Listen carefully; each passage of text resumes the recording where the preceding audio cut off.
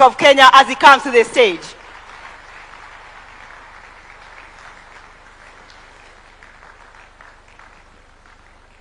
Another big round of applause for His Excellency. Thank you, Your Excellency. Vivian Onano. Thank you, Your Excellency. Oh, you may be seated. Thank you. Thank you, Your Excellency, for joining us today.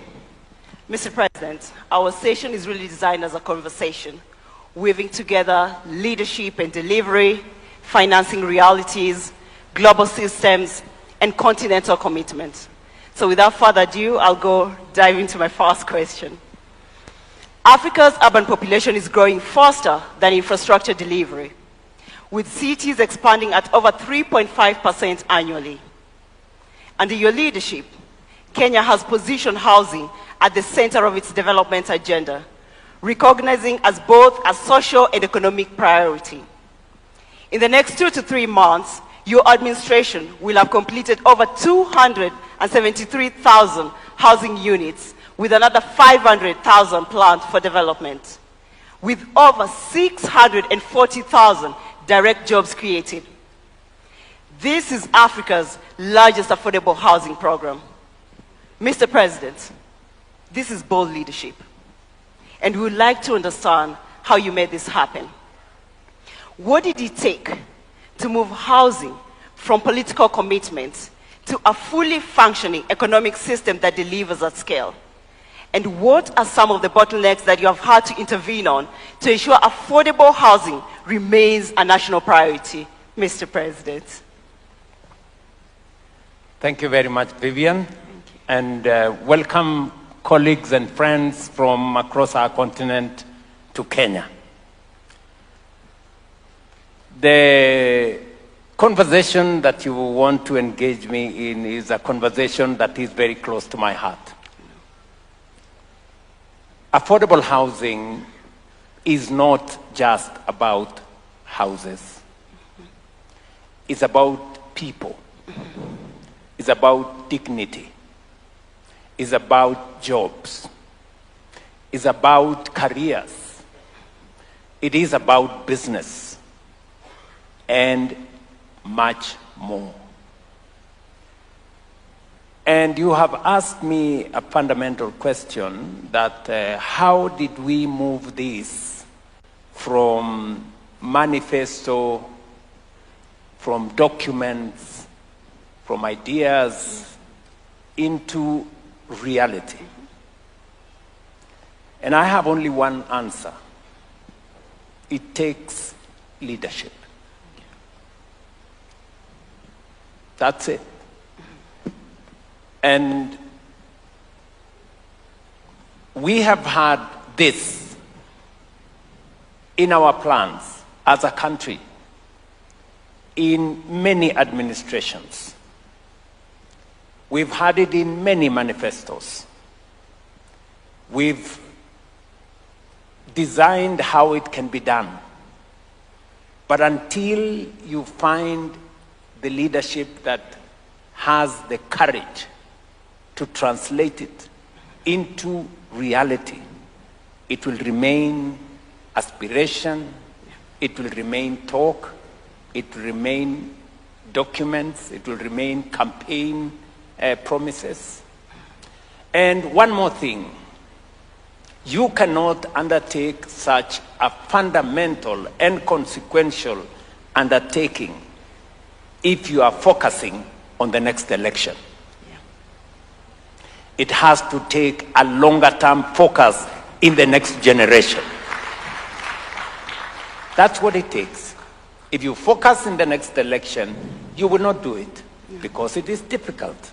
It requires heavy political capital. It requires mobilizing resources, how to finance it. And that is why today, as I sit here with 270,000 houses being built across the breadth of Kenya, in every large township in the Republic of Kenya, we have 200 active sites. in every part of the Republic of Kenya. Yesterday, I was in one of our counties in Olkalau. The affordable housing in Olkalau is ready. In fact, we're going to hand over the keys. CS Alice Wahome has been with me. She has taken me to every place in Kenya because of affordable housing. So let me just say this, that affordable housing will happen if you have the ultimate political leadership. It cannot be done at the ministry. Yeah. It cannot be done at another level. It has to take the political leadership at the highest level to drive it. Number two, you have to find ways of mobilizing resources. In Kenya, we decided that we are going to mobilize resources locally. The houses we have built in Kenya, maybe ministers sitting here, and I want to say this is a very important forum. We have close to 40 countries represented here at ministerial level, because housing is such an important topic for any government, because the world is urbanizing. You've just given us the statistics. We have 700 million people today in our continent living in urban settlements. For us in Kenya, we have 7 million people living in informal settlements. We have 1,140 odd informal settlements around the country. And in fact, strangely, a few years ago in Kenya, when visitors used to come to Kenya, I don't know how this happened, that we used to be proud of, okay, take this visitor to go and see the largest slum in our region. You know? So you take your visitor to go and see Kibera, the largest slum in our region, to go and see squalor and poverty and filth, and you know, which is not the right thing to do. Not to deny that this exists. Yes, it does. But somebody has to do something about it. Today, I can proudly say, when these ministers leave these rooms, they will be taken to see how we are transforming those informal settlements into decent living houses for the people of Kenya. And the houses we have built, we have not borrowed money from the World Bank. We have not borrowed money from anywhere. We built these houses using our own resources. Wow. I bet you, today we have signed $4 billion of housing contracts. That is an equivalent of 650 billion Kenyan shillings. If I were to look for $4 billion from wherever, it would take me maybe 10 years of going to this town and the other town and seeing this person and the other person and signing this paper and signing another one. So I decided that we are going to have a conversation with the people of Kenya. And difficult conversation, that we have a situation, we need to fix it. And as was described by the governor of Nairobi, it wasn't an easy conversation, because change has a price. Unfortunately, status quo has also a price. And always, the price of change is lower than the price of status quo, ultimately. So we had a conversation, difficult, and I must thank our policymakers. When I went to the people of Kenya, I promised that we were going to undertake housing. And we were going to undertake housing because of 4 reasons. I explained myself to the people of Kenya. The people of Kenya trusted me with their vote. When I came to office, I asked my team that we had been elected with, that now it's time to implement what we promised the people of Kenya. And many members of parliament who are my friends told me, Mr. President, we cannot do this. This is difficult. This housing levy is difficult. But I told them, so are you telling me that we told the people of Kenya what we had no intention? In fact, I remember asking some of them who are my friends, I told them, when you had me on the platform telling the people of Kenya, we are going to build houses, their children are going to get jobs, we're going to move them away from slums, what was going on in your mind? How did you think that we are going to do this? And I want to thank our parliamentary group that when I explained to them that this was not something we are going to bargain with, they agreed with me. They passed the necessary legislation. We went through difficult times, but today we can proudly say as a people and as a nation that we are doing some of the most consequential things. And this is very emotional. Why? You haven't seen the kind of impact that this has on real people. When I went to move the first batch of people who are living in a slum, right here in Nairobi called Mukuru, a place where there is no toilet, a place where there is no road, there is no water, there is no electricity. For you to use the toilet, you have to pay. For them to move from that state to 10th floor of a building that has water, that has piped gas, that has electricity, that has a lift, that has a playground, that has a school, that has a hospital, that has street lighting. You don't know the kind of impact you make to those kind of people. So, this is not just about houses.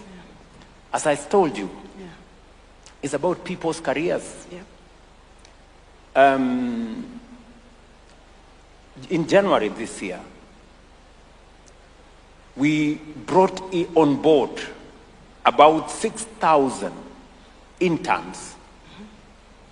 You know, apart from 600,000 people working who were not working 3 years ago.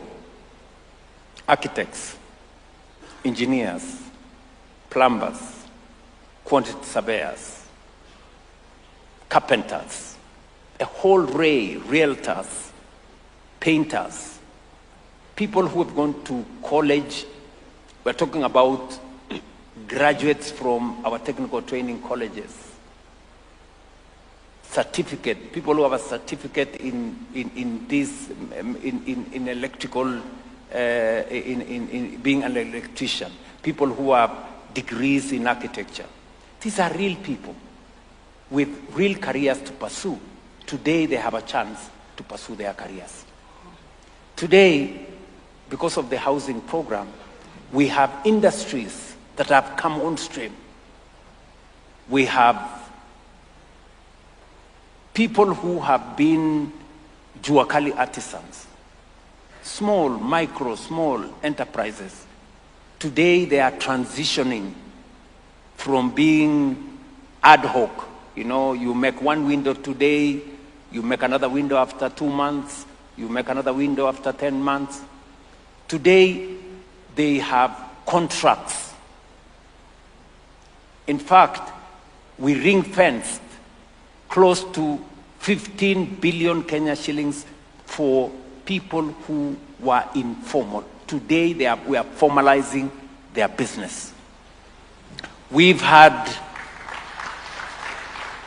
more steel companies come on stream.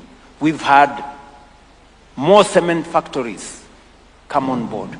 We've had many more people coming on stream in the space around making construction equipment, making inquiries in transport industry. More transporters are coming on board. So we have built a whole construction industry around housing. What is more, we are slowly rolling back land fragmentation. We are slowly influencing land that was meant for agricultural activity. We are now reserving it for agricultural productivity and food security instead of it being subdivided for informal settlement. So it hasn't taken a person, it has taken a whole Kenyan society, because the executive has been in, Alice and myself and the team. People in the legislature have done their part. The people of Kenya are the biggest contributors to this success. Why? Because they put in their taxes. And we are making the change together. Yeah. And that is why I am very proud to address this audience and to share our experience as a nation, which I believe is what other countries are doing. Maybe they are doing it differently, but we can share in this experience. Finally, you've asked me, what are the challenges? Yes. The challenges have been, the change. Changing a situation is not an easy thing. Mm-hmm. So we've had political pushback. We still have politicians who still think you can make populist, we are going to stop this housing because we are protecting the pay slips of people. Such pedestrian talk. Mm-hmm. How do you cannot see the 640,000 people working. You don't know what to do with them. I know many ministers here are wondering whether there are still people who are opposing this in Kenya. Yes, they are there, and they are not few. There are many. Many politicians still climb to podia to talk about how they want to stop this. How you want to stop such transformation is mind-boggling. Right? Mm-hmm. We still have courts. We've gone through difficult challenges in courts. People who go to court, they want to stop this. In fact, many of them are asking me, who told you we need houses? Others are saying, why are you taking government land, building houses, and then giving it to individuals? The same people don't mind if the same government land, people invade, they settle, it becomes an informal settlement. They don't mind it. But they mind it if we use it and build affordable housing, make decent use of it. Then you ask yourself, those are the kind of challenges we have to deal with. They look mundane, they don't look very intelligent, but they are there. And we have to confront them every day. Sometimes they come from people who you think should know more, I remember telling one of my friends who was opposed to this housing, and I was asking them, my friend, in your house, you possibly have 3 or 4 toilets. one in your bedroom, one somewhere, another one somewhere. There are people who don't have a toilet. They have to pay to use a toilet. That is the conversation we're having. It is as basic as that. So if you don't see the value of a social house or an affordable house, there are people who desperately need it because at the very least, they need a toilet of their own. That's how basic it is. And finally, let me say this. It is about dignity. Yeah. Giving people dignity. Yeah. It is about getting another group of people to own something. Today, in a social house, for as less as $30 a month, you become a homeowner. That would not happen under any other circumstance. It would not happen. If we left this to the private sector, the private sector builds for those who can afford, not those who need. Yeah. Government must think about the people who need the houses. And that is why policy becomes central to the delivery of housing. Sorry, I've taken long. No, Mr. President, this is fantastic. Ladies and gentlemen, you've heard from His Excellency. This is bold, transformative, and courageous leadership in practice. Mr. President, thank you for bringing the human face to the affordable housing agenda. It's very important for us to see it's not just about housing, as you've said, but it's about dignity and it's about the people. Mr. President, we have other leaders in the audience that would like to also bring into